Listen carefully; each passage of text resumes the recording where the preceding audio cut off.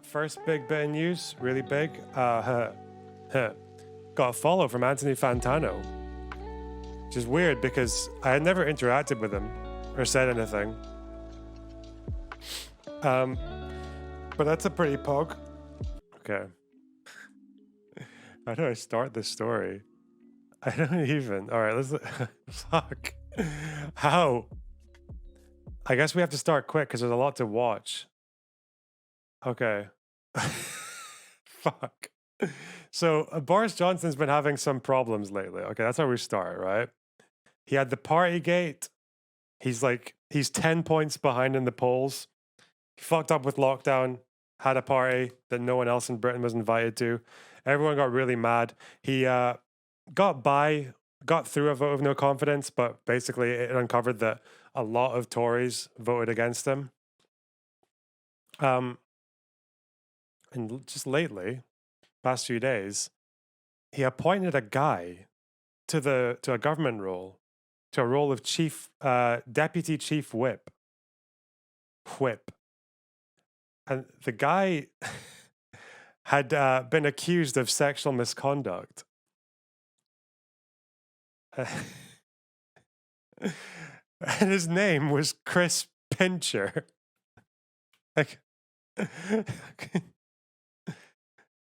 And apparently Boris had received the complaints in 2019, had joked about it, and appointed the guy anyway. And today he's had since this happened yesterday, he's had 30 plus resignations, 38, I think. Within the space of 24 hours, it was the most resignations in 24 hours since the 1930s or something. How many fucking ministers and Tory MPs are just sitting there going having discussions behind the scenes going, yeah, he appointed a sex pest called Pincher. There's just no getting around that, is there? That's it. Doesn't matter what he fucked up with Northern Ireland or how he fucked up the response to COVID.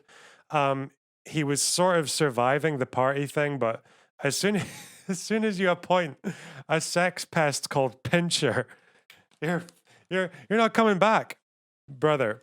You're done. Oh God. And this is him explaining it to an interviewer about how he knowingly appointed a sex pest called Pincher, joked about it, and then gave him the role of deputy chief whip. Why would you give a whip to a sex pest called Pincher? Boris. Oh God. Okay, let's see. Let's just get started. Okay, there's a lot to get through. Pincher. Prime Minister, do you accept it was a grave error to appoint Chris Pincher to your government? Yes, I think it was a mistake, and I apologise for it. I think in hindsight, it was the wrong thing to do. I apologise to everybody who's been badly affected by it, and I just want to make absolutely clear that there's no place in this government for anybody who is predatory or who abuses their position of power. Did you want to joke, though, Pincher by name, Pincher by nature? Well, what I can tell you is that...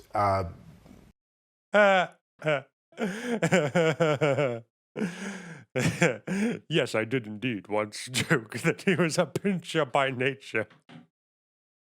It's the most British fucking failure you could ever... What did Secretary Cock and Balls Squeezer have to say about this, Mr. Johnson? What did Minister Meat and Two Veg Grabber say about this, Mr. Johnson?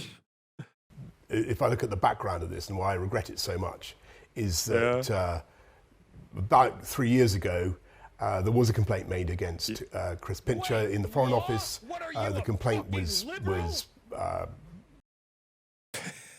Pincher by name, Pincher by nature. Simple as. Oh, thanks, Leah. Oh shit. Cleared up. He apologised. It was raised with me.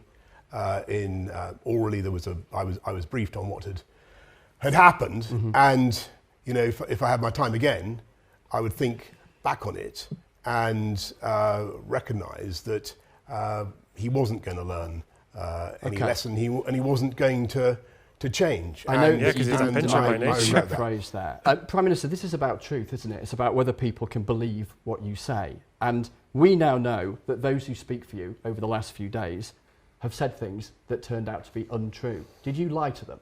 No, and let me explain what happened. So this is we're talking about a series of events or series of appointments over several years. So Chris Pincher came into government as Deputy Chief Whip before I became Prime Minister. He was moved to the Foreign Office. He then went on to be a Minister for Housing. Indeed. And we then moved him back to be Deputy Chief Whip. As I say, about 2.5 years ago, I got this complaint. Yeah. It was probably a good sign something that was only raised with me very cursorily, but I wish that we had, I in particular, had acted on it, and that he had not continued in government, because he then went on, I'm afraid. Listen, I'm not great at politics, like, this kind of thing, like impression management, optics, etc. Like, but I know one or two things, all right? I know one or two rules, okay? If you're gonna do politics, number one, don't get too angry online, okay? It's just the internet. It's okay. The second one is never appoint a pincher. That's it. Like, it's not hard, and you'd expect someone with all the tens of thousands of pounds of elite education and training would not teach him that. They'll have to incorporate into fucking Eton debate club in the Eton fucking dumbass Tory Nazi Hitler youth fucking sessions. Rule number one, don't appoint the pincher. To behave, as far as we can see, according to the allegations that we have, very, very badly. I'm conscious our time is limited. I'm sorry for those who've been badly affected by it. And now he's having like the worst fucking backlash, the worst exodus of his own ministers since fucking since like the 1930s. I think it was like in 1932 when some prime minister had like 14 resignations in the space of 24 hours, and now he's like, Boris had like it was 11. And Boris managed to get 14, and now he's like up to 30 something. Yeah. A record 14 ministers resign in one day. I wonder, what do you think happened in 1932? I don't even know who was prime minister then. What do you think happened here to get 11 ministers resigning in one day? Was this because of was this Ramsay MacDonald? Was this because Ramsay MacDonald was caught liaising with Lord Titty Twister of Newport? Is that maybe what happened? Maybe? You hear that through the fucking wireless radios? The little fucking dinky filtered little audio of the wireless radio. 39 now. Oh yeah, because I think all the news outlets have like their little counters in the corner of their TV screens. Oh shit. But do you think maybe like that's how the report went? Do you think it was like this very filtered like radio broadcast?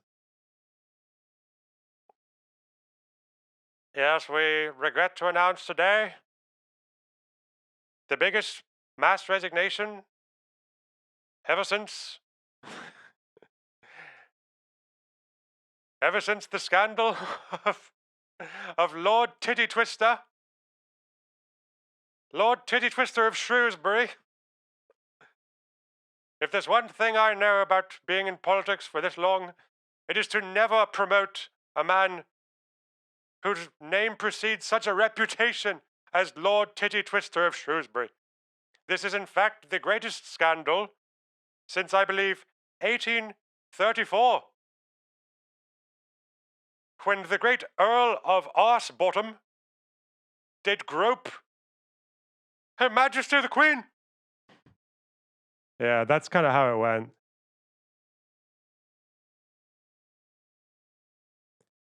And now, I guess...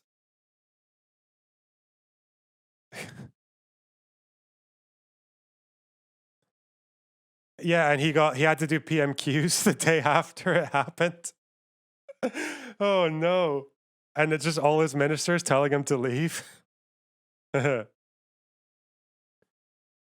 1932 one was over some bill of how we managed Canada. Oh.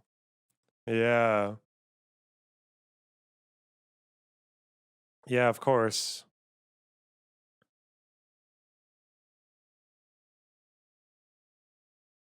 Because Lord Titty Twister got his knob out in a lake and windmilled in front of a residential school. I'm sorry. Okay. No. All right. Count Dick Handler.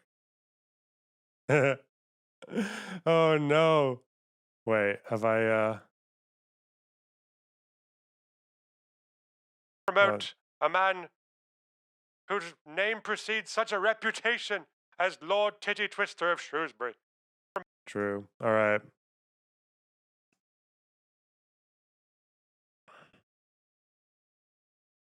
Shall I just go full BBC? Wait, can I get my my video in black and white? There's color range partial. I don't think that's gonna do it. Did I just fuck it? Did I probably just fuck it? Yeah. Oh, that's just interesting. Look what it's done to me. It's made me all dark and shit. All right, we're going back. Fuck it. There will be a way, but I'm not going to figure out how to do it just now. Oh! Configure video. What does this do? Nothing. Oh, well. Okay. Maybe I should switch my audio. Maybe should I just keep the BBC radio shit on? I feel like that'll be good for this. You can feel free to drop your sex past lord names into the chat.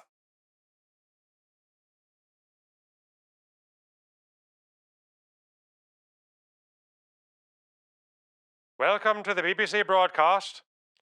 The interrogation of Boris Johnson concerning the scandal of Lord Pincher.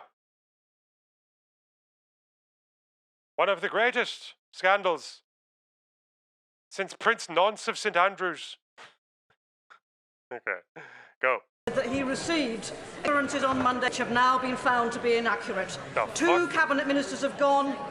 It isn't business as usual, is it? We are getting on with the community. Wait. Why is it like this? Is it like this for the whole fucking thing? What? Long-standing issues over patients' rights across the border. Nick Williams. Can I thank the Minister for that answer? I'm delighted my honourable friend from Shrewsbury's to the left of Shrewsbury. me. We've been working hard in trying to get the Welsh Government... There's a lot of history in my town, many of which has resurfaced on this day. Oh no. And the Department for Health together to talk about ambulance times. My constituents are suffering because if they get into a Welsh ambulance, or indeed an English ambulance, they still go to the same District General Hospital in Shrewsbury. Will the Minister pull together the two governments to talk about ambulance waiting times in Shrewsbury? Well, Mr. Speaker, I'd certainly be happy to write to the DHSC. Wait, where the fuck is Boris, dipshit? No, I don't need to hear. Across the world for events like the Flagothlin. Of course you have a Ukrainian flag in your pin chest. international musical Eisteddfod, which is taking place. Lord Fiddler of Kidderminster. This week. Would my right honourable friend join with me in condemning the Welsh Labour government's plans to introduce a tourism tax, which will do great damage to the tourism industry across the whole of Wales?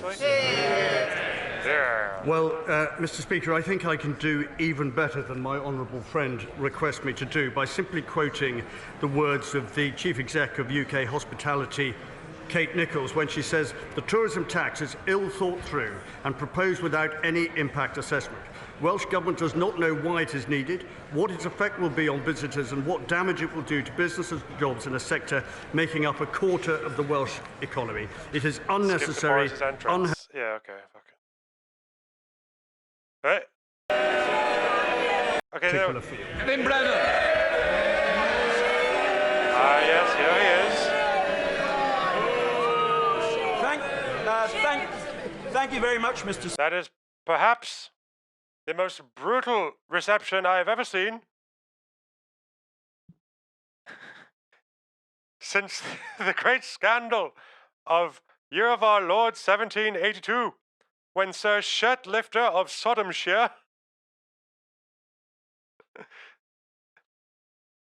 showed his disgraced face in the House of Lords.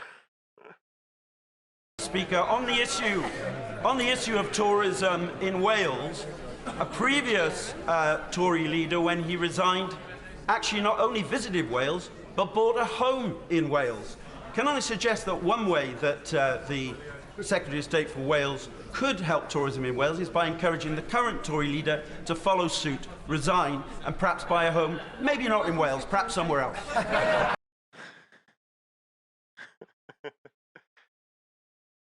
Or perhaps he would fancy the home of Earl of Cockgrabber of Cardiff.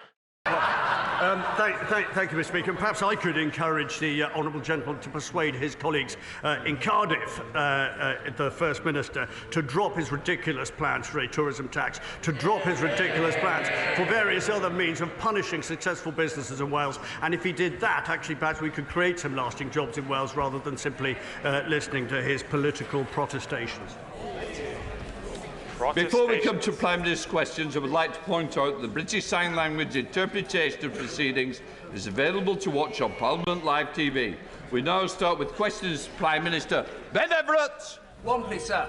Prime Minister. Thank you, Mr. Speaker. Today is a big day as we implement the biggest tax cut.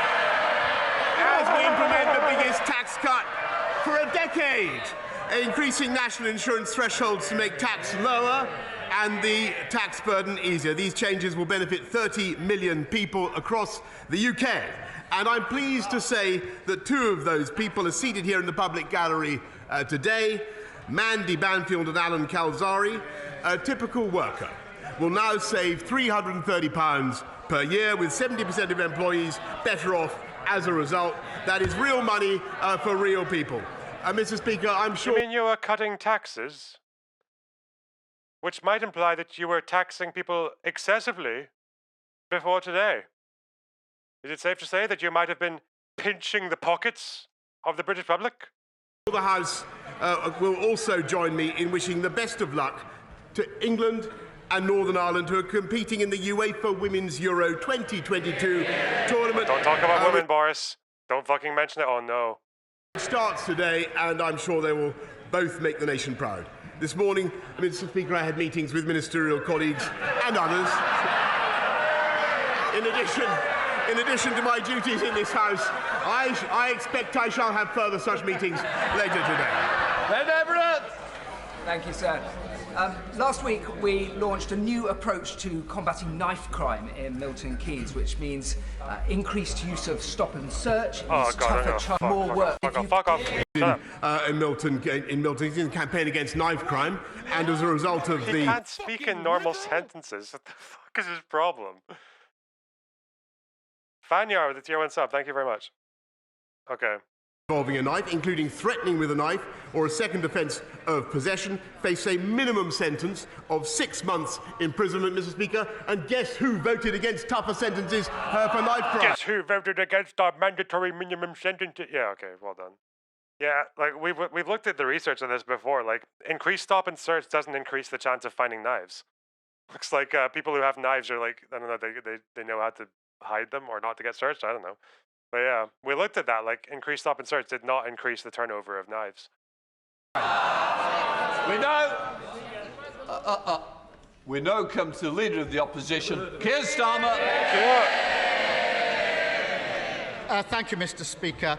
Today is the start of the Women's Euros, and I know the whole House will wish... Today is the start of the Women's Euros, and I hope, in fact, that they will keep all the women away from the colleagues of the Right Honourable Gentleman. Will the Prime Minister assure the Women's Euros that Lord Pincher will be kept at a safe distance at all times? Say it, Keir. Make a joke about keeping Pincher away from the Women's Euros.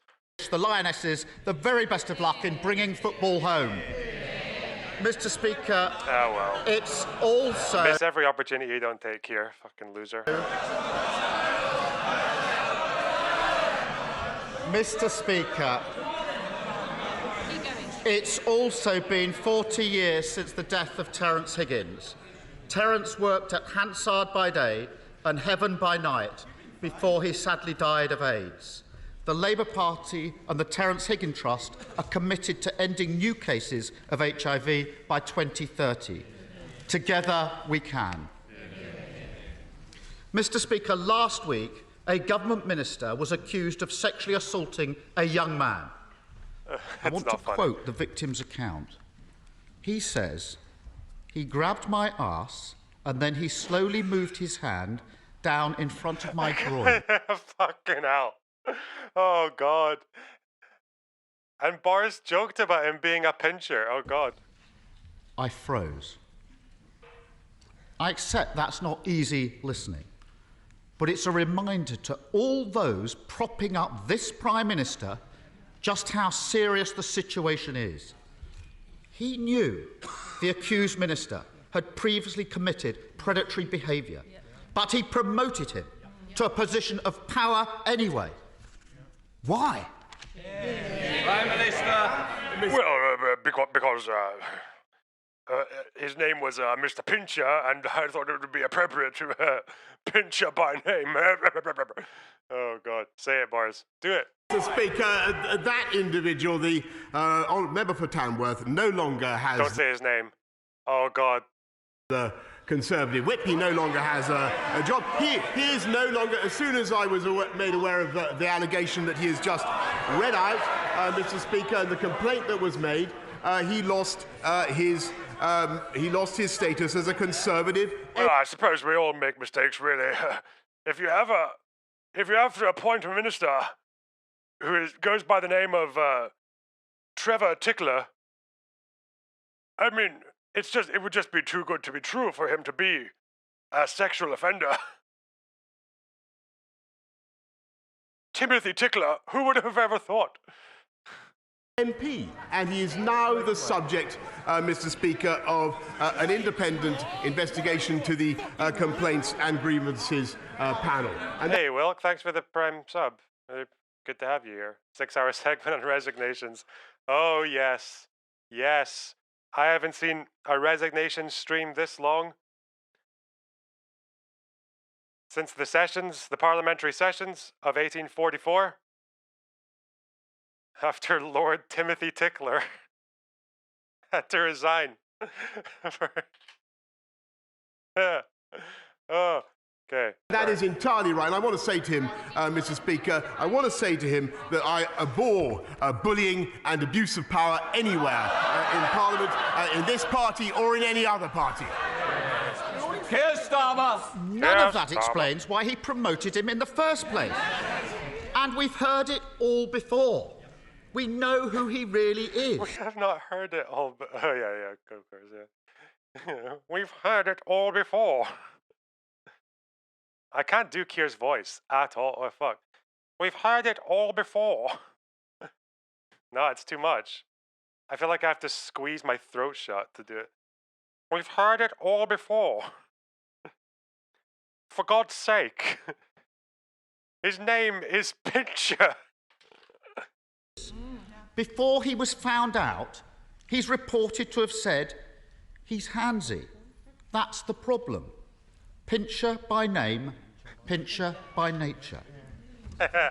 Now, has the Prime Minister ever said words to that effect? And I'm not asking for bluster and half-truth. We've all had enough of that. Yes or no? Prime Minister. Mr. Speaker, I'm not going to trivialise what happened. Yes, Mr. Speaker. Yes, Mr. Speaker. And I'm not, because there's very serious complaints have been raised against the member for Tamworth, and they're now being investigated. Are you telling me that the pinching of another man is a laughing matter? Mr. Speaker. It is true that a complaint was raised when he was in the Foreign Office. I will not allow you to satirise the scandals involving Lord Phallus of Fiddly Wobbleshire.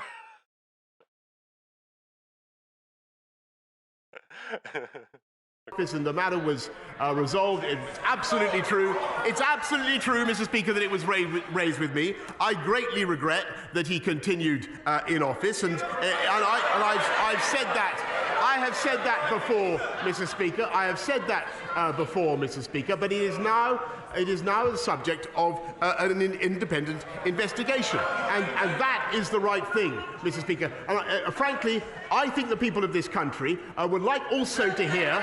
They would like also to hear about other jobs that are held by people in this country, not least the 500,000 people who got off welfare into work in the last 6 months alone, Mr. Speaker. Those are things that are making differences to the lives of people up and down the country, and I'm proud of it.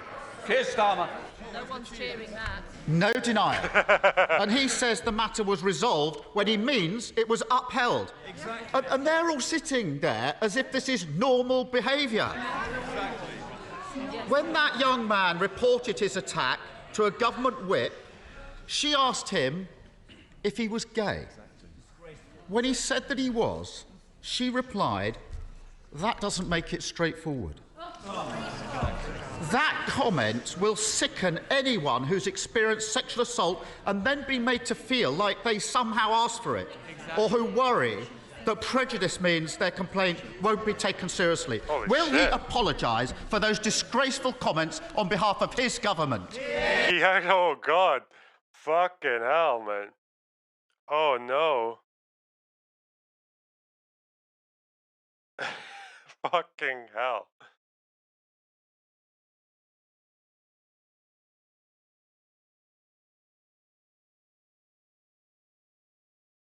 I guess, because if you're like an Etonian, then the entire concept of like gay sex is just like, it's just something you do for a laugh, you know, like that straight men do for a laugh. That's the only understanding they have of it. Oh God. Yeah, that's pretty bad. Fuck. Boris. He's done that before though. He's like used homophobic slurs against like, was it Owen Jones? Or was it just in general? Like, didn't he, wait. Who did he call, he spoke about fucking, he described a group of gay men as, fucking bum boys, didn't he? Yeah.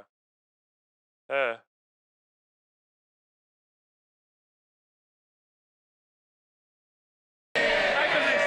Speaker, I've already said that I regret very much that the member for Tamworth continued to hold office after the complaint was made against him in the Foreign Office, and it was resolved in the Foreign Office. His apology was accepted, but clearly that was not enough. And in hindsight, Mr. Speaker, I should have realised that he would not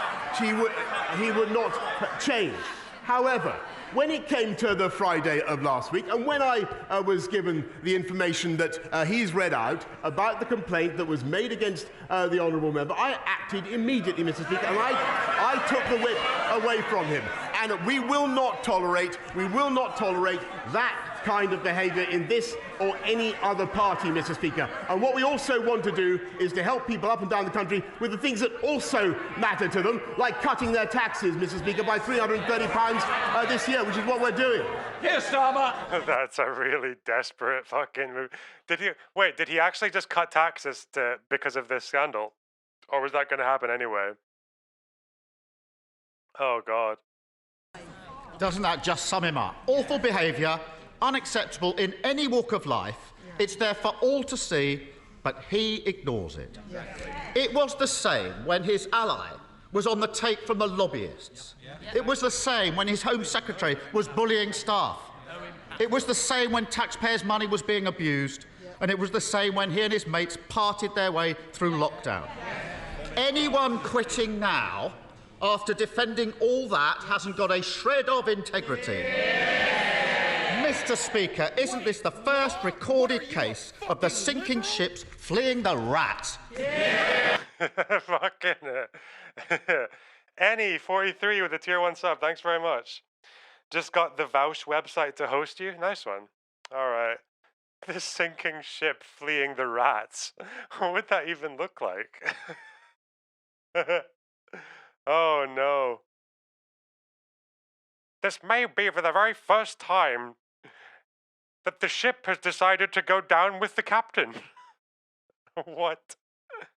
Okay. Mr. Speaker, look, he talks about. He should hear what he's not saying about him. Why do you sound like the narrator of a 1940s? This is my BBC radio voice. Because this is the greatest prime ministerial scandal, Pinchergate. One can be Britain's oldest.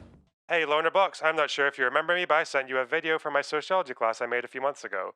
I made 2 other videos for a club I'm in, and it'll be cool if you check them out too. Oh. Wait, law? What are you, send me them. Liberal? I'm not going to get to it now. Send it to me in Discord, though. Thanks for the $5. Yahweh, with the Prime sub, thank you very much. Yeah, this is my BBC radio voice. This is the worst. This is the worst political scandal since since the Duke of Fanny Fluffer. No, since the Duke of Fanny Fiddler yeah, did a thing 1620. Mr. Speaker, he talks about integrity. He wanted to install the member for Islington North into number 10. So you can just join the Discord that I've linked there and DM me. Or DM me on Twitch. All right. Mr. Speaker, that's what he wanted to do. Imagine what our country and what the world would be like now. He talks about integrity. He voted 48 times to overturn the will of the British people and take us back into the European Union. And by the way... Oh no. Brexit coming back to bite. Oh no. And Jeremy Corbyn, yeah. Leah, thanks for the gifted tier 1 sub, and us fish must swim together with a gifted tier 1 sub. Appreciate that. Oh god, I don't know if Jeremy's gonna get you out of this one, Boris. Oh god, that's probably not today, Chief.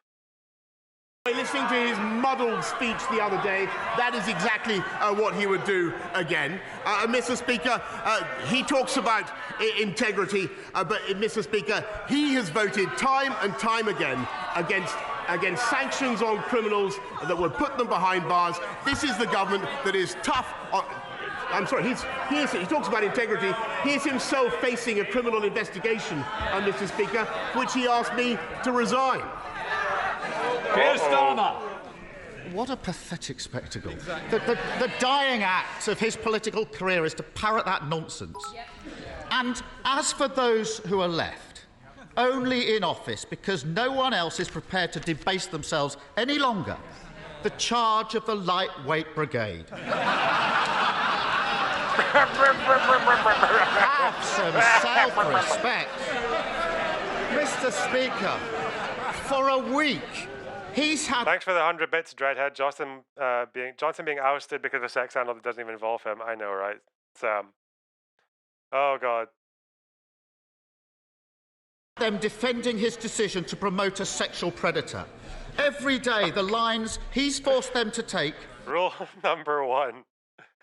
Oh, God. The Etonian fucking training manual. They skip past, I don't know, oh, God. Leah with a gifted tier 1 sub, thanks very much. Katie Montgomery, hello, how's it going? I'm sorry, I'm just having the best fucking BBC radio broadcaster moment ever. Oh, God.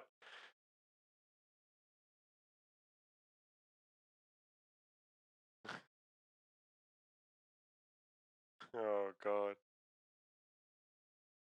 I think you'll agree that this is absolutely the worst political scandal since the sexual harassment case of Lord Willy Wagler of Wallendorf.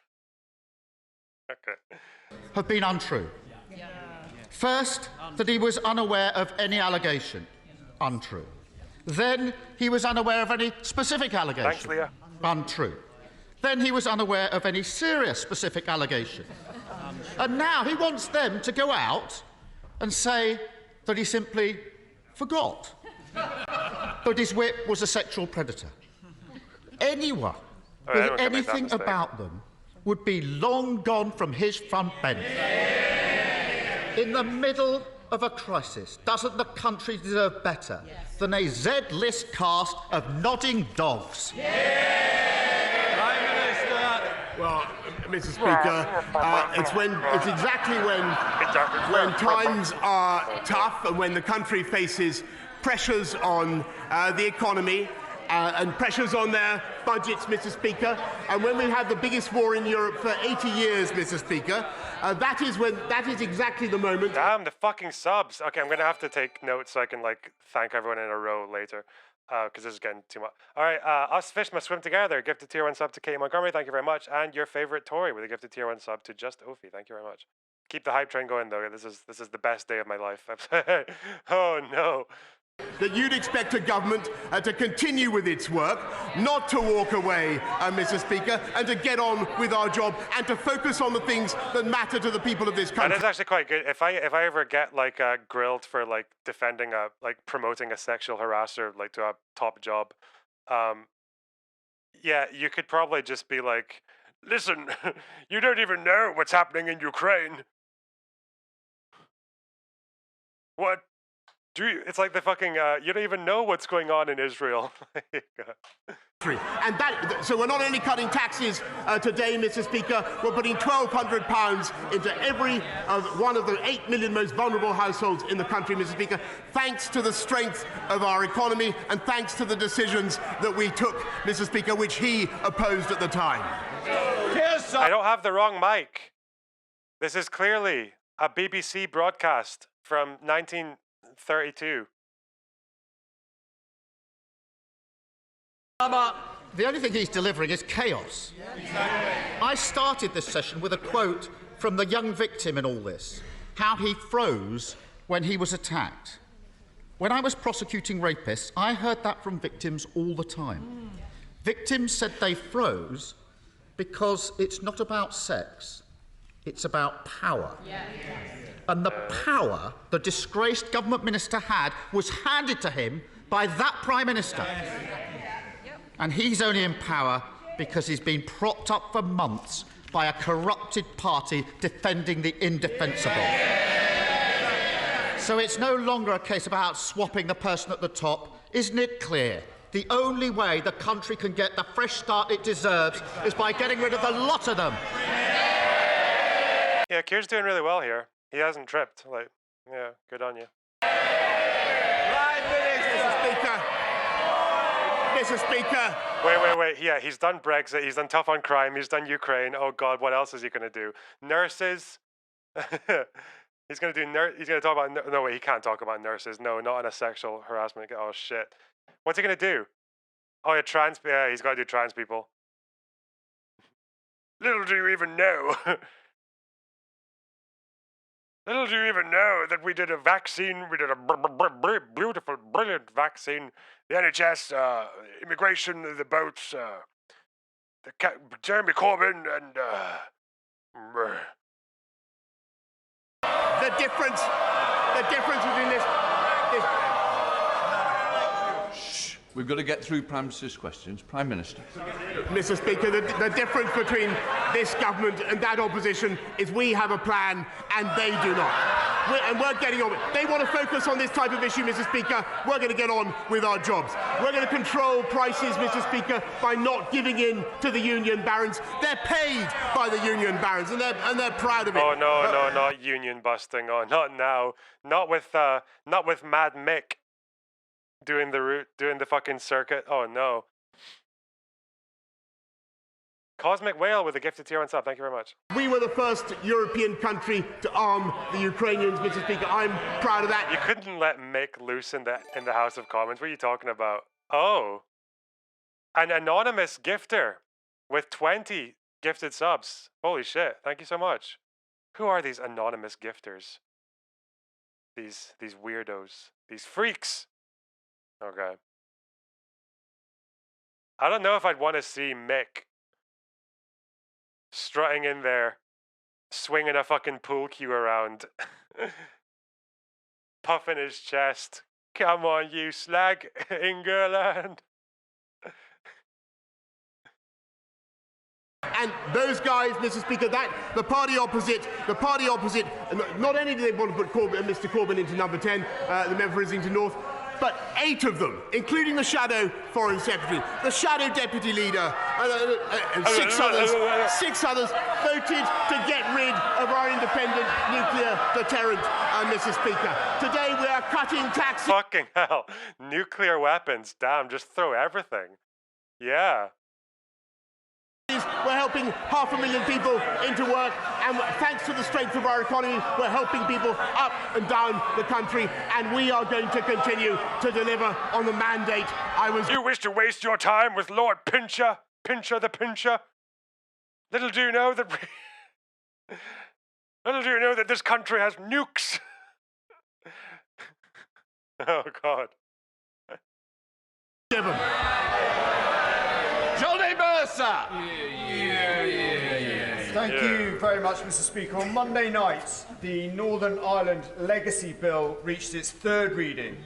And so with it, the beginning of the end of the journey, a long journey to make sure the service and sacrifice of those who served in Iraq, Afghanistan, and now Northern Ireland is not rewritten by those who seek only to line their own pockets. But would the Prime Minister agree with me that never again can we allow such a gulf to open up between this place and those who serve? Never again must they be made to feel like we are not on their side. And will he redouble his commitment to make sure this is the best country in the world, to serve in the military and be a veteran or their family? Thanks to my honourable friend very much. I thank you for all the work that he's done for veterans and continues to do. This bill will give veterans the certainty they deserve, and we're fulfilling the manifesto pledge to end the cycle of investigations, but also at the same time making sure that families can get the answers they need about what happened to their loved ones. We now come to the leader of the SNP, Ian Blackford. Thank you, Mr. Speaker. And can I give every best wish to the England and Northern Ireland ladies football team as they approach the Euro Championships. There's nothing better than seeing your teams in these finals. Can we also commemorate the passing 40 years ago of Terence Higgins and all those that have died from AIDS since then? And I'm sure, Mr. Speaker, the whole House will want to join with me in passing condolences to the family of friends of the Scottish football goalkeeping legend Andy Gorham, who sadly passed far too early last weekend. He will long live in the memory of the best goalkeeper that many of us have seen. Mr. Speaker, it's easy to forget that only 10 days ago the Prime Minister was dreaming of a 3rd term. Mr. Speaker, you know, it's often said that a week is a long time in politics, but it turns out that 10 days is truly a lifetime. Because, let's face it, it's a minor miracle that the Prime Minister has even made it through to Prime Minister's questions, and he really ought to see the faces behind him, because, Prime Minister, it really is over. The Prime Minister is desperately clinging on to his own fantasy, but the public can't afford to put up with this farce of a government a minute longer. Today, we should be talking about the Tory cost of living crisis, soaring inflation, and the growing costs of Brexit. But instead, it's always about him. How many more ministers need to quit before he finally picks up his pen and writes his own resignation letter? Perhaps that's what he's doing now. Actually, Mr. Speaker, I was just jotting down some notes on his question, which I thought was excellent when he was talking about the economy. Because that is the issue that the country faces, and that is where this government is introducing, I think, the most important solution. helping countries, helping families up and down the country with £1,200 going into their bank accounts right now, cutting taxes for 30 million people, £330 tax cut, and helping 500,000 people into work through the Way to Work scheme. That is a fantastic thing to be getting on and doing. That is the priority of this government, and that's what I'm going to focus on. I'm glad he likes it. Ian Blackford. My goodness. Nothing to see. We should all move on if we live in the world of the Prime Minister. You know, a few weeks ago I compared the Prime Minister to Monty Python's Black Knight. Yes. Actually, turns out I was wrong. He's actually the dead parrot.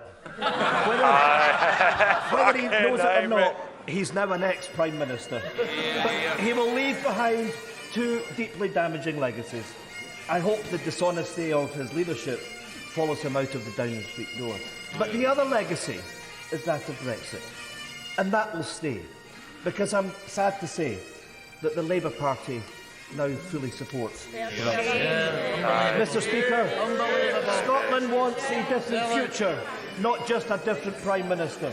So if the Prime Minister won't resign, will he call a general election and allow Scotland the choice of an independent future, free from the control of Westminster? Prime Minister. Mr. Speaker, I noticed that his remark that the Labour Party have given up on returning to the European Union was not greeted with rapture by the benches opposite, and that's because it's not true. They want to go back in just as he does. I think that is a terrible mistake. It would be anti-democratic, Mr. Speaker. And as for the referendum that he wants, well, we had one of them, as I've told him before, in 2014. Thank you, Mr. Speaker.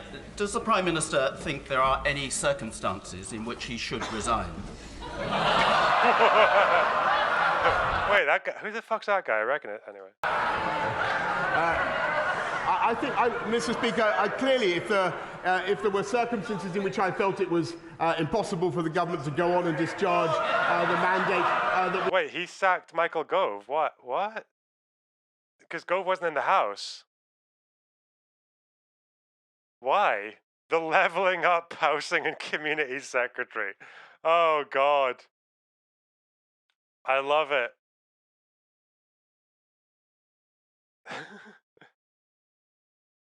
The Fatality Poggers Kill Shot Secretary.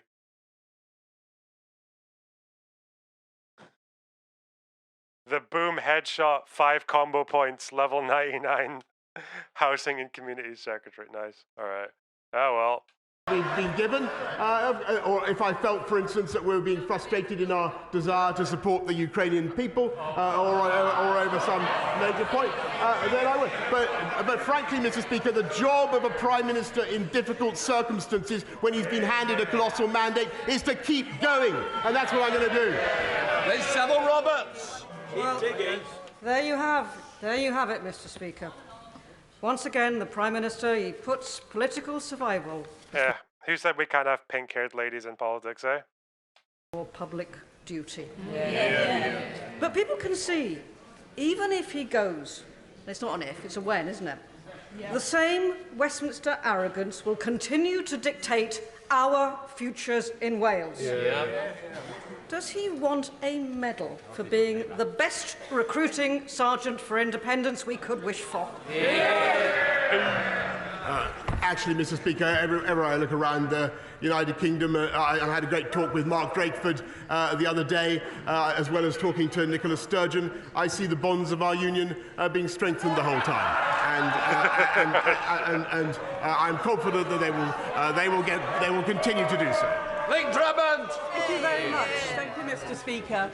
The government's town centre and levelling up funds have been very successful around the country, but there are a few town centres, like Waterlooville in Mearn Valley, that are in desperate straits and haven't managed to get any funding, get a scheme into the present round of funding.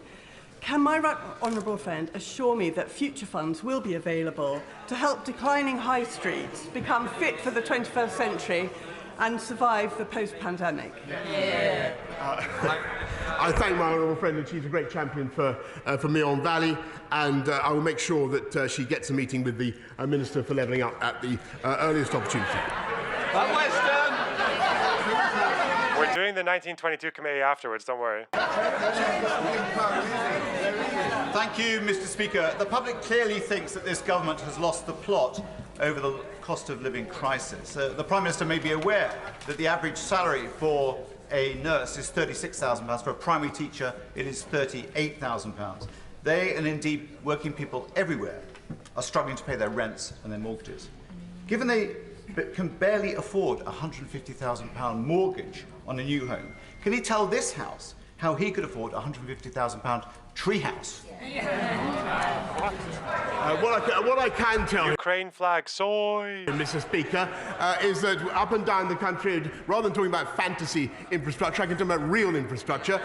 We are helping to unite and level up the people of this country with £650 billion of investment, helping people, helping to lift the aspirations and opportunities of people up and down the country. And thanks to the strength of our economy, we're helping exactly the people he describes with £1,200 going into their bank accounts to help them with the cost of living pressures. Under the House to Peter Bottomley. Peter what? Bottomley? Oh no. Oh no. Guess which MP's going to get the next fucking sexual assault scandal. Oh no. Knows that while he's Prime Minister, I want him to do all the good he can. While he's Prime Minister's Green and Present Land, can I refer him to EDM... Wait, where's that hand going? Oh no. 1082 about the Goring Gap, the Chatsmore Farm, or to the Department of Levelling Up, the land above Goring Station, the farm in Worthing, which was fully protected and will be fully protected when another inspector says that the Worthing Council protecting it will happen. Can I ask him to tell the government to withdraw their objection to Worthing Council's appeal against the absurd decision by a planning inspector to allow 482 homes to go on this green lung between Goring and... fucking Ukraine tie. Oh no. You know what's really funny is if you put like, I just thought it would be really funny to search Ukraine flag bio in Twitter, and people are fucking mental. Of course you have a Ukraine flag in your bio. Imagine being one of those guys and watching this. There's a fucking badge and a tie. Oh god. Someone's gonna have their fucking Ukraine flag boxers hanging out of their fucking trousers, like. And ferry. Ukraine flag skirt. Skirt and fucking top combination. Okay, whatever. That's probably not deliberate. I thank the Right Honourable John very much, and he's campaigned on this issue for some time. I will make sure that he gets a meeting with the relevant minister to discuss the development in Goring by sea. Ian Lavery. Thank you, Mr. Speaker. On the 21st of January... Ian Lavery has the best fucking voice. Oh no. Watch. You ready to hear the best English accent you've ever heard? Oh god. Government committed £100 million from the Automotive Transformation Fund to British Wool to a gigafactory in my constituency, Camas, Wansbeck. I'm pretty sure this guy actually used to work in a pit, like he was a miner. I'm pretty sure, yeah. Is that not? Was he not actually a miner, or is he from a mining family? Yeah. And as of today, Prime Minister, not a penny, not a single halfpenny is being received by... Halfpenny? Do we still have halfpennies? Oh no. The company. And it jeopardises up to 8,000 much needed jobs. The tensions between the Prime Minister and the former Chancellor have sadly now been much exposed. And I'm telling you, Prime Minister, the betrayal of my constituents cannot be another broken promise of this government. Prime Minister, I guarantee you half of the Conservatives have no idea what this guy is saying. They just kind of sit there and like gaze and just hope that he doesn't ask them a direct question. Give him a nudge. Please instruct your new bestie to make sure that the cheque is in the post this afternoon, because who knows who'll be in that seat this time this afternoon. Never mind next week. Yeah. Can I congratulate the honourable gentleman on the passion with which he advocates investment in British folk? And I totally share his enthusiasm. And actually, I want to thank my honourable friend, the member for Blythe Valley as well, who is a heroic campaigner on this issue. I can tell him that the letter was sent last night, Mr. Speaker, an in-principle offer of support for this project through. How about that? Hang on in there, Mr. Speaker. I believe that the honourable gentleman spoke words in my direction. On tilt. Thanks for the prime sub. Speaker, that's what I'm going to do. Thank you, Mr. Speaker. The world is facing a global food crisis in which the poorest nations face catastrophic consequences. Will the Prime Minister take all possible action to negotiate and facilitate access to the grain source? That fucking Michael Fabricant. Why? Who fucking elects these people? Is this a Ukraine flag, or does he support splitting off Ukraine into 15 independent republics? Is that? I don't know. Does he just want the collapse of the USSR to happen again, but just in Ukraine?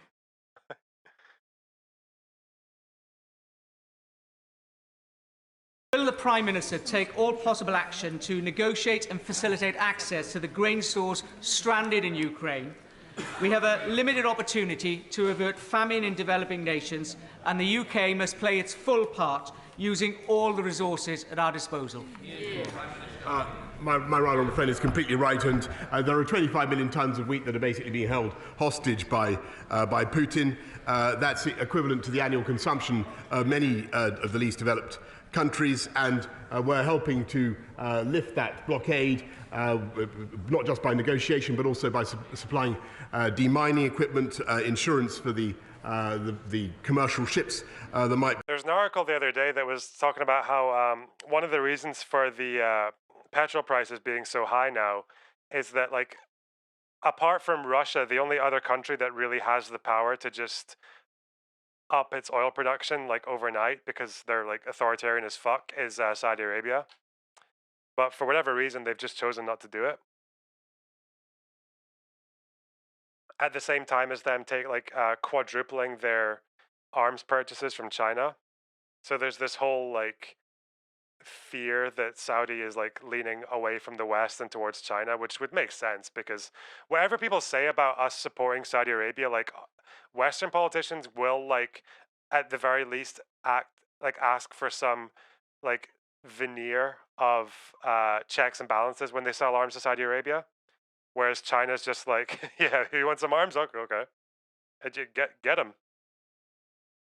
Yeah, like Saudi is like, they consider their alliance with the West like an inconvenience, especially since Western countries are moving further towards like green and solar energy and shit like that. It's becoming like kind of speculated that Saudi is going to come closer to like China and Russia now.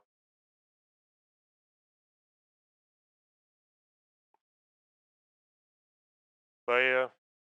Be involved, and also 10 million to help improve the railway infrastructure that would be necessary to get the grain out by rail. Mark Andrew. Mr. Speaker, yesterday the Prime Minister said that he is fed up of people saying things on his behalf. It's not just him that's fed up, so are the British people and his ministers who are resigning. They're sick of time and time again being sent out by him to say things that aren't true. Is the real problem him or them for believing him in the first place?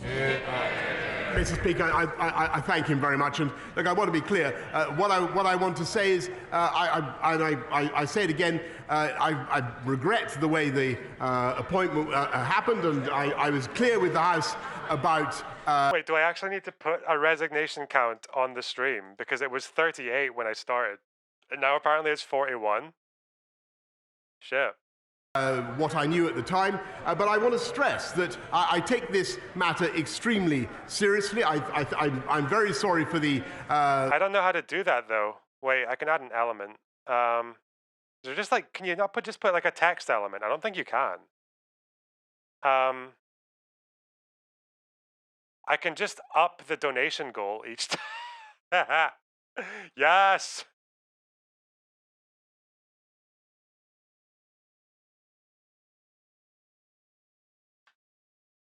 This is actually the easiest way I know to do this, so sorry. Stay mad. Stay fucking reeing.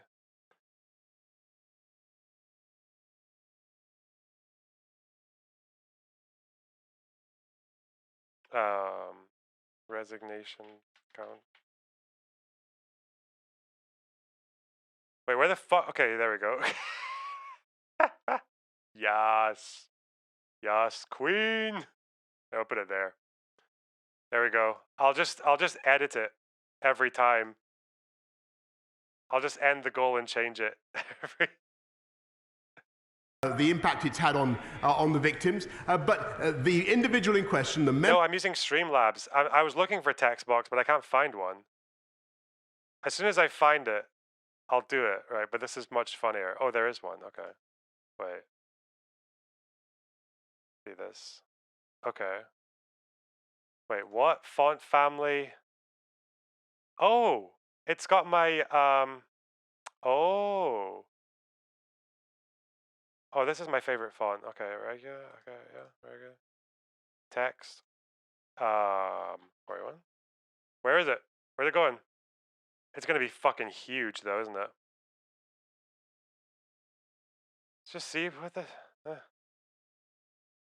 where is it? Ah, okay.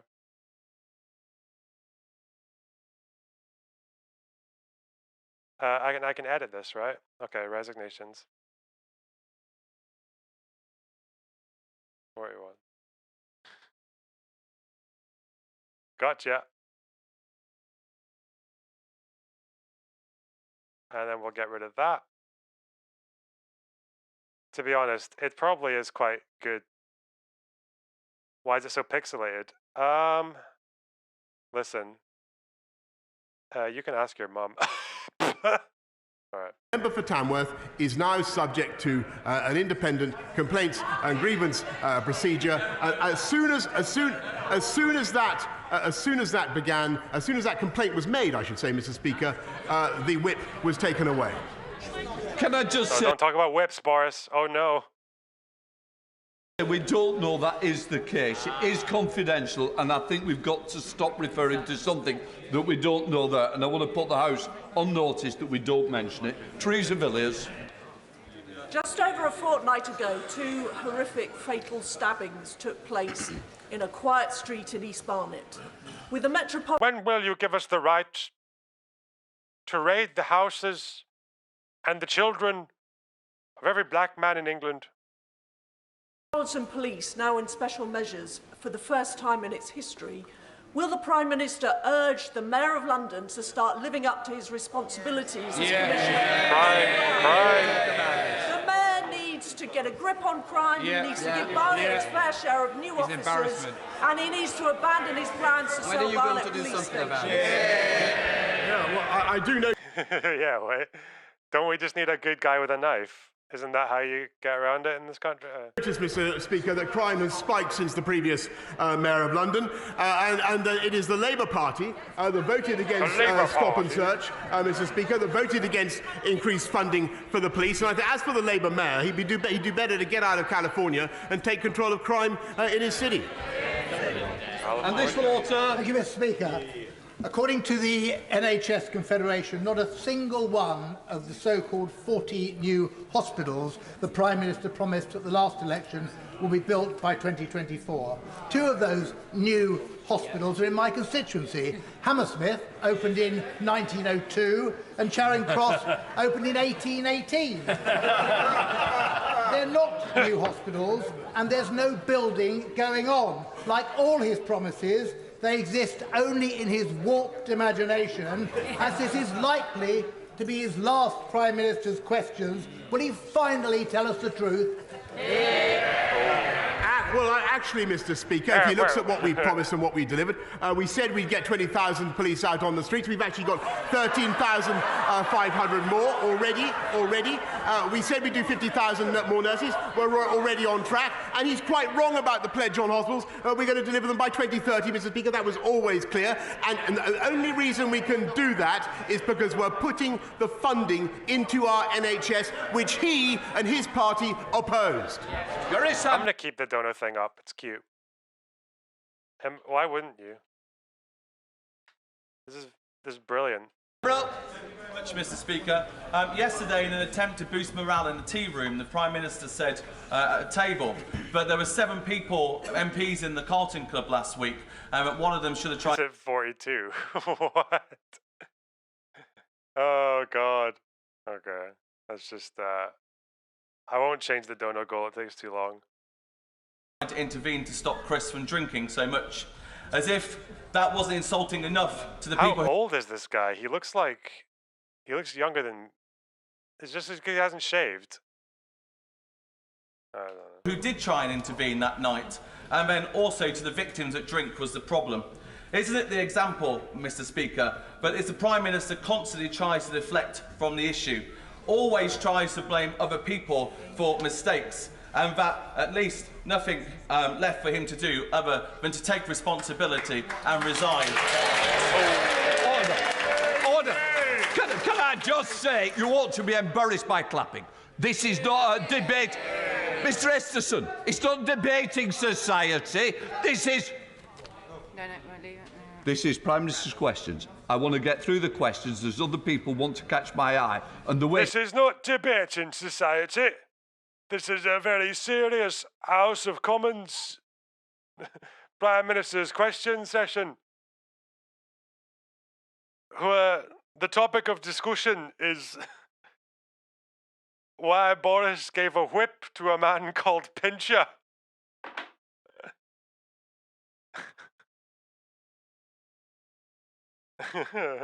to do it is not by clapping, Prime Minister. Mr. Speaker, there's a very simple reason why they want me out, and that is because they know, Mr. Speaker, that otherwise we are going to get on and deliver our mandate and win another general election, and that is the reality, Mr. Speaker. Neera Wilson. Thank you very much, Mr. Speaker. The Prime Minister once wrote, "It is a wonderful and necessary fact of political biology that we never know when our time is up. Long after it is obvious to everyone that we are goners, we continue to believe our duty is to hang on to the perks and privileges of our posts. In reality, we are just terrified of the come down." Yep. So for the sake of this great country, will the Prime Minister heed the advice of his former self, get over his terror and do the decent thing? Mr. Speaker, with great respect, I refer the honourable lady to the answer I've just given. When things are tough, of course people turn their fire on the leader of the country, but it is my job to get on and deliver our manifesto, which we are, and to deliver on the mandate on which I was elected, and to get this country through tough times, just as we got it through COVID. And that is what I'm going to do. Fiona Bruce. Thank you, Mr. Speaker. Around 1,000, I apologise, around 1,000 delegates from 100 countries are at the freedom of religion. Can't get over Michael Fabricant's fucking hair. What the fuck is happening underneath that wig? It's like he stole it from a horse. Like a Shetland pony. Oh, God.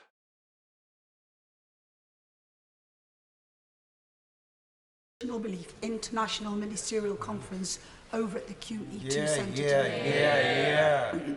There is still time for honourable members to visit. But will the Prime Minister agree with me that this significant conference will count for nothing unless it results in concerted global action to promote and protect freedom of religion or belief around the world? I thank her very much. And freedom of religion and belief is integral to people's identity and their sense of themselves and their own personal freedom and security. And I thank her for the work she's doing as my own envoy on that. He's so happy that she's giving him this little fucking breath of fucking relief. Oh no. Subject, and also for the wonderful conference that she has organised. It was great to talk to her about it yesterday. Mohammed Jalsa. Thank you very much, Mr. Speaker. Will the Prime Minister join me in expressing my deepest condolences to those injured and affected by the explosion at a block of flats at Redwood Grove in Bedford on Monday, which has sadly led to the death of... EQ and your mic needs to be adjusted. Oh yeah, I'm sorry. Hang on. You clearly hadn't caught the beginning of the stream. Don't worry, though. I'll fix it for you, okay? Easy.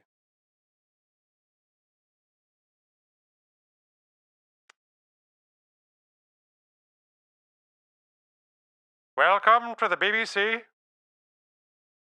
It is the year of our Lord, 1932.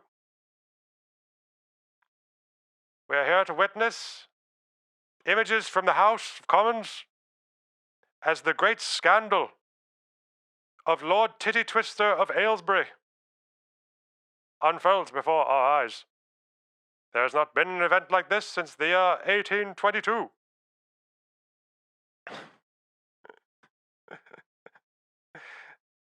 When Duke Cockgrabber of Cockersbury... Okay. ...of one resident, with others yet to be accounted for. This is a timely reminder of the dangerous work undertaken by the fire service. So will the Prime Minister join me in praising the emergency services who were at the scene, and also reconsider his 2% pay offer when firefighters have endured a real terms pay cuts of 12% over the last decade? Lord Penis Smasher. Lord Panty Smasher of Penistone. Penis Town. Okay. I thank him very much, and and I share very much his support for the firefighters of our country. They do an incredible job, and overall, it's a testament to their work that deaths from fire over a long period have, on average, been decreasing thanks to the work that they. So really, deaths from fire. I love the firefighters. They put out fires sometimes. They reduce the risk from deaths of fire. Going to play guitar. Nice one. I've seen your guitar playing. It's good. It's very good. Take care. They put in. We will do our best to look at the public sector pay review body offer and do our best to fund them as much as we can. But everybody knows the inflationary pressures that this country is now under. We don't want to have pay increases that are simply swallowed by price increases. David Johnson. Thank you very much, Mr. Don't talk about swallowing. In the Pincher sex pest case, Boris. Speaker. The North Moulton in my constituency was dubbed Britain's kindest village because this 160, wait for it, because this 160 home village committed to take 50 Ukrainian refugees. And it has them all with them now. In the gallery today, there is a group of those hosts and some of the Ukrainians that they are hosting, including 2 young people who hope to go into Ukrainian politics in the future. Will my right honourable friend join me in welcoming them to this place and in thanking North Moulton for their efforts? I thank him very much for what he's doing to host young Ukrainians. Thank everybody actually in this house who's looking after Ukrainians. I think a lot of people are doing that. And can I say, I believe it's the... Thank you so much for looking after Ukrainians. It really takes the burden off this government. Really relieves me of doing my fucking job. What an asshole. Do you remember that when like every other country had taken in like thousands of people and there were like 3 of them in the UK? Because they tried to do some fucking passport scheme or whatever where they had to just basically come as regular migrants. Oh God. And they had like 1 stall in Calais where like, and like, it wasn't even fucking manned for half the day and shit. Oh God. Not good. Wish of this entire house that those young people should grow up to live in a free, independent, democratic and sovereign Ukraine. Peter Dowd. Thank you, Mr. Speaker. Given that the Prime Minister doesn't like walkouts and strikes, what legislation will he be introducing to stop further walkouts and strikes amongst his cabinet colleagues and junior ministers? Yes. Mr. Speaker, I think that the whole House will have observed the brilliant performance on the radio this morning by the new Chancellor of the Exchequer, and that's no disrespect to the former Chancellor of the Exchequer, but what it thinks. Oh yeah, Sajid Javid. He speaks of this as well, doesn't he? It shows, Mr. Speaker, is that in common with many sectors of the UK economy, there is a ready supply of skilled labour. I hate the Tories, but would Starmer give the Ukrainians as much money in military support? To be honest, though, actually, I don't think Corbyn would have had a very good response to Ukraine. He hasn't. He was really dog shit when it came to Ukraine. The problem with Corbyn is that he was so successful with the Irish peace process that ever since then, every foreign policy thing that happens is he just talks about peace process. That's all he'd be doing. He'd be like, well, you've got to have a peace process. Yeah, okay. But neither Keir nor Jeremy Corbyn would have done that Rwanda bullshit. They wouldn't have done that. That's just a Boris thing. Yeah, that's only the Conservative Party would do that. Only their voters would want to do that. In the upper reaches of the Conservative Party. David Davis. Thank you, Mr. Speaker. I'd like to draw the Prime Minister's attention to the words he used in response to my right honourable friend, the member for Worthing, when he asked the question earlier. 6 months ago, I called on the Prime Minister to resign because even then it was clear that his approach to leadership and integrity was already creating a pipeline of problems. David Davis. This guy's name is David Davis. He was in charge of, I think he was a Brexit minister at some point, or he was one of the big figureheads for Brexit. And the Brexit campaign leader, Dominic Cummings, actually said that he was thick as mince. Corbyn's not tanky, though. Corbyn's a Jacobin reader, which means his political takes are hit, miss, hit, miss, hit, miss, hit, miss, hit, miss. That's Corbyn.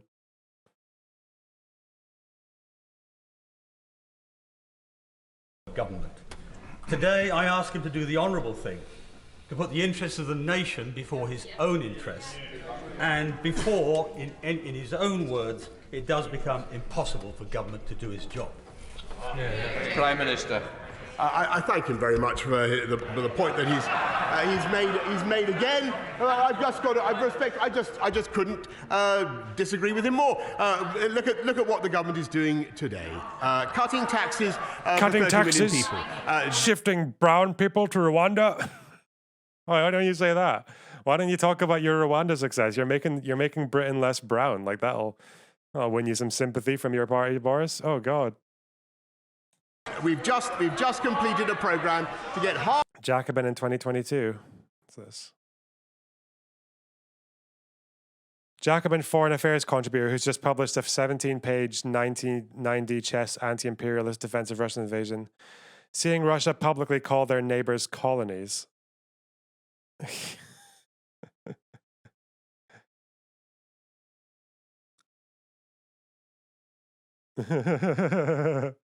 Yeah, Jacobin were really, really bad on Ukraine. It was that article, it was that headline. Let's see. This. Just so impressive. Wrong.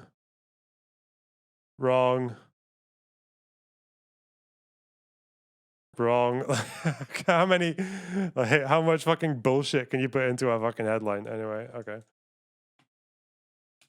500,000 people off welfare into work, Mr. Speaker, and thanks to the strength of our economy, thanks to the position that we're now in, which was because of decisions that we took, that they opposed, and it's to never forget, we are able to give £1,200 to 8 million of the poorest and most vulnerable families. £1,200. Is that like his? That's almost the Andrew Yang, isn't it? Yang Gang. In this country, that is the right thing to do. We're getting on with it, and we will continue with our active and energetic program for the benefit of this country, uniting and levelling up and unleashing the prosperity of the entire nation. Final question, Clive Betts. The Local Government Association has told us that over 400 families who've come to this country from Ukraine under the family scheme have subsequently presented themselves as homeless to local authorities. Because the local authorities haven't got enough accommodation, those people are going to end up in temporary accommodation. There's a simple answer. Local authorities could be allowed to contact the many thousands of people who volunteered to provide homes under the Homes for Ukraine scheme. The problem is the government doesn't allow families to transfer from the family scheme to the home scheme. When will the Prime Minister act to ensure people who've come thousands of miles to this country aren't placed in temporary accommodation, but we take on the generosity of those families who are willing to offer them a home?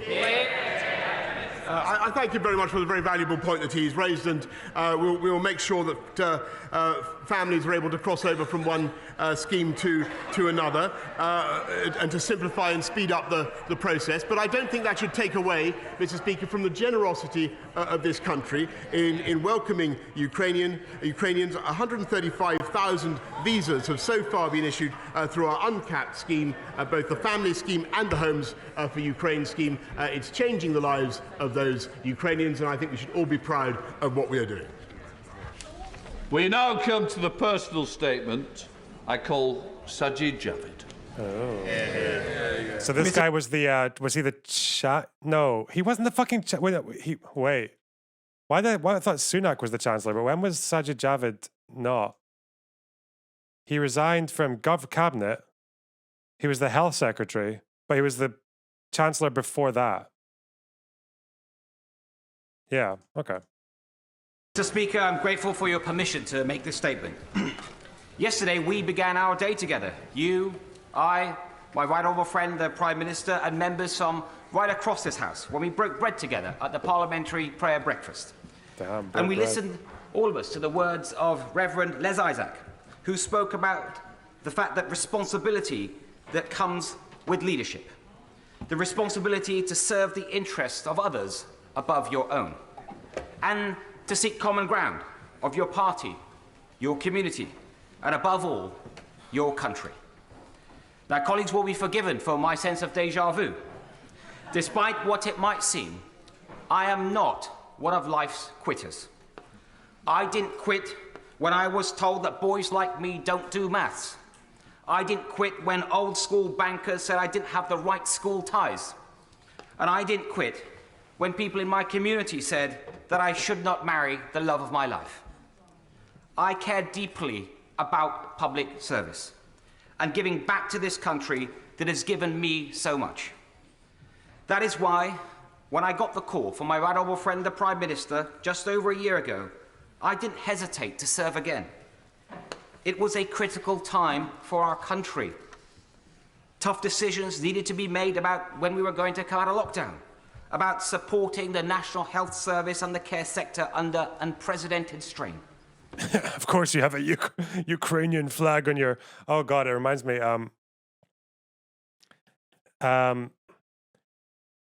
If anyone wants to get really black-pilled about left-wing racism, is Google search like Sajid Javid left-wing racism, and see what comes up when this guy got appointed to Chancellor, and what the left-wing critics were saying about him. Wait, law? What are you, a fucking Liberal? Lito Bat with the Prime sub. Thank you very much. 5 months and still pontooning. True.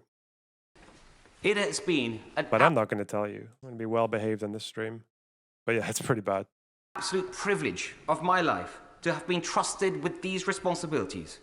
And I can only hope that my... Yeah, C words. Yeah, like that C word, yeah. Not the Twitch C word. I could say it, I'm just not going to. Best has been good enough. It has undoubtedly also been one of the toughest roles that I've had so far. The gravity of Home Office decisions, the scale of Treasury decisions, but nothing matters more than the health of your people, of the British people, especially and in the wake of a pandemic. Caring for people's health and well-being is truly a noble vocation. And so I would like to take this opportunity to pay tribute to all of those across the country working in health and care sectors, as well as those that I worked so closely with in my old department, DHSC, and in the NHS. There is so much that I planned for the long-term reform of our health and care systems, and it is a wrench to leave that important work behind. Now, when I last gave a personal statement from this seat, I spoke about the importance of institutions and conventions.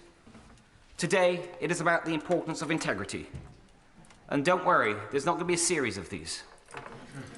Institutions and integrity are both central pillars that underpin our great democracy. It doesn't matter what your political perspective is in this House. I believe that Wait, is that Christopher Chope?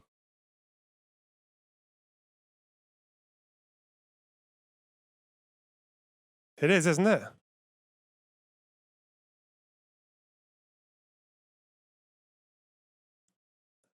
The guy who blocked a vote to outlaw upskirting. They tried to make it illegal for the paparazzi to shove their cameras up women's skirts. And he blocked it. I'm pretty sure this guy has like the most fucking parody like voting record. Yeah, this guy's fucking batshit. All motivated. Backbencher. That's my favorite British insult. Fucking backbencher. By the national interest, and that the public expects us all of us, to maintain honesty and to maintain. It's just this kind of shit, though. Consistently voted against allowing marriage between two people of the same sex. Consistently voted against fixed periods between parliamentary elections. I don't know. Okay. Yeah, he's got like a really. Where's the history of it?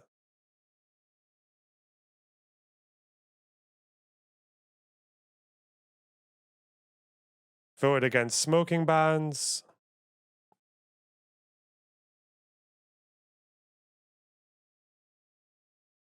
Voted against bonus tax. Voted against higher taxes on banks. Voted for higher taxes on plane tickets. Okay.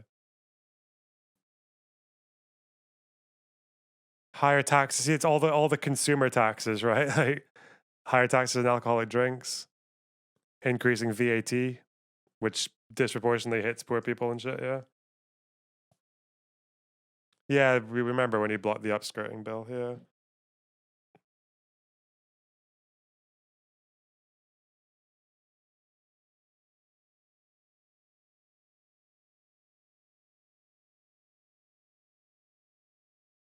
Oh, he voted for investigations into the Iraq War. That's nice. But also voted for the Iraq War. Okay. Yeah, I'll keep this off screen, see if I catch anything. Integrity in whatever we do. This is not an abstract matter. We've seen in great democracies what happens when divisions are entrenched and not bridged. We cannot allow that to happen here. We must bring the country together as one nation. Yeah, it's the social issues. Voted against smoking bans, voted against same-sex marriage, voted against hunting ban, voted against equal gay rights, voted against laws to promote equality and human rights. Yeah. Effective governance inevitably requires loyalty and collective responsibility. Of course it does. And I'm instinctively a team player. And I have completely focused on governing effectively over the last year. But treading the tightrope between loyalty and integrity has become impossible in recent months. And, Mr. Speaker, I will never risk losing my integrity. I also believe a team is as good as its team captain, and that a captain is as good as his or her team. So loyalty must go both ways. The events of recent months have made it increasingly difficult to be in that team. It's not fair on ministerial colleagues to go out every morning defending lines that don't stand up and don't hold up. It's not fair on my parliamentary colleagues who bear the brunt of constituents' dismay in their inboxes and on their doorsteps in recent elections. And it's like an inch off of his fucking skull.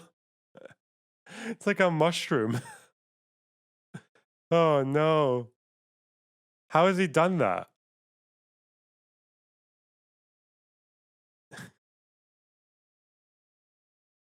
Has he put like a little stand, drilled it into his head, and then put it on top like an umbrella? And it's not fair on Conservative members and voters who rightly expect better standards from the party they supported.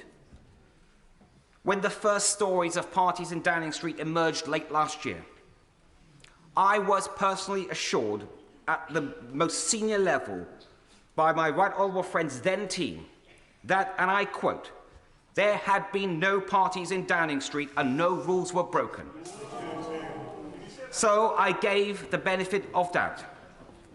And I went on those media rounds to say that I'd had those assurances. Wait, what? The new Chancellor, is it Nadim Zahawi is the new Chancellor? He's a bit of a weirdo, that guy.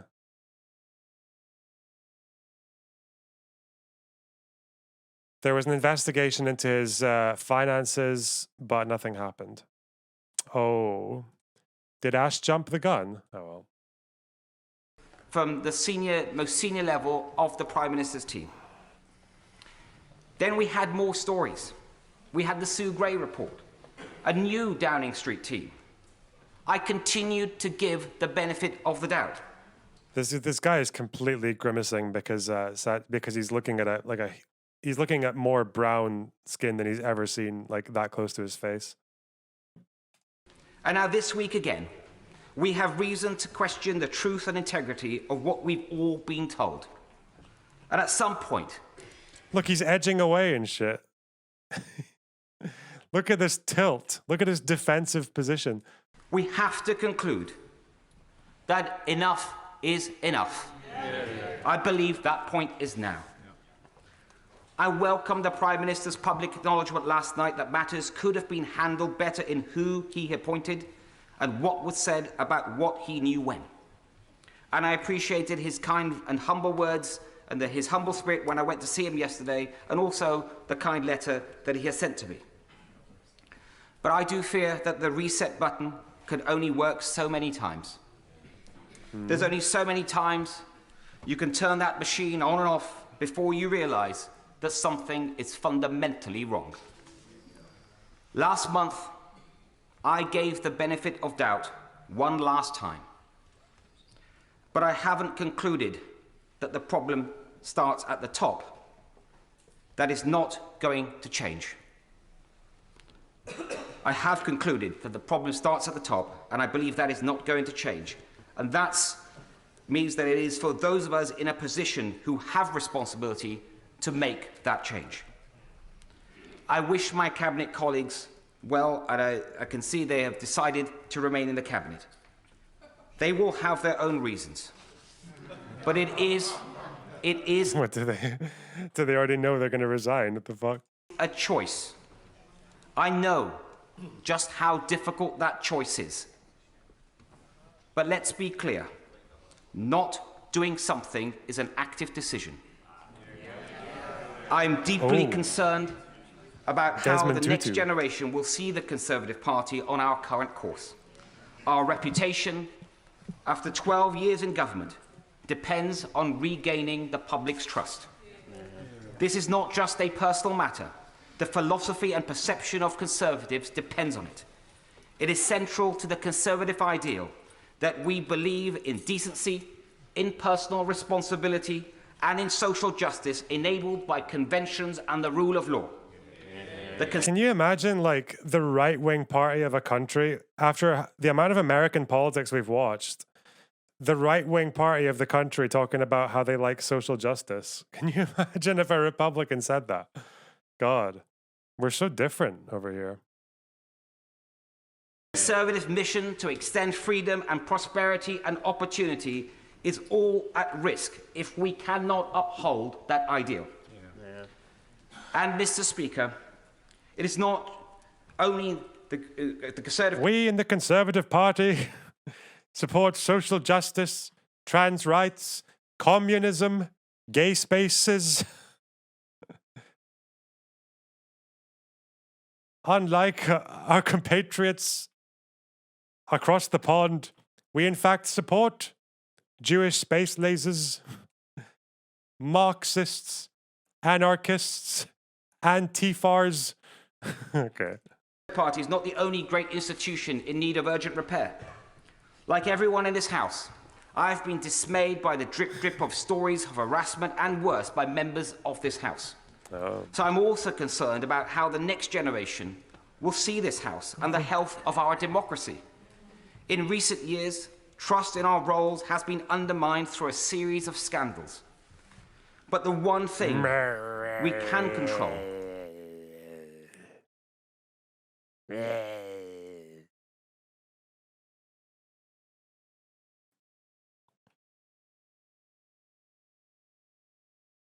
is our own values and behaviours. So it is incumbent on all of us to set high standards for ourselves and to take action when they are not met by others. Mr. Speaker, I'm grateful for the messages of support that I've had from many members of this House and beyond. I got into politics to do something, not to be somebody. So it is hard in one way, but not in another. Being a good father, a husband, a son, and a citizen is good enough for me. And if I can continue to contribute to public life and my party from the backbenches, it will be a privilege to do so. Backbench. Can I say to the House, there will be no more personal statements today. Nice. Well, if ever I saw a PMQs, I haven't seen one like... Wait. We need to get our BBC voice back again. Someone give me a fucking sex pest lord name from the 1800s quick, because I don't like making up on the spot. Right? It's hard. It's high pressure environment. You got about 3 seconds. Well, a very dramatic scene in the House of Commons today. Perhaps the most chaotic one I've ever seen since the great scandal of 34, when Sir Arthur Fiddler and Lord Scrotum had that memorable exchange across the dispatch box.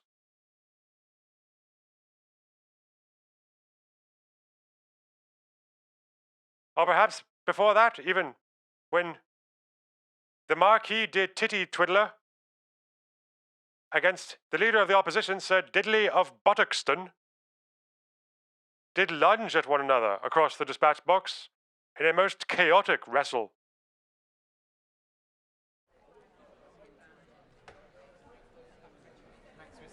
I'm Lord Stephen Bottomston from the BBC. 10 o'clock news. Good night. Okay. Fuck. That was a good start.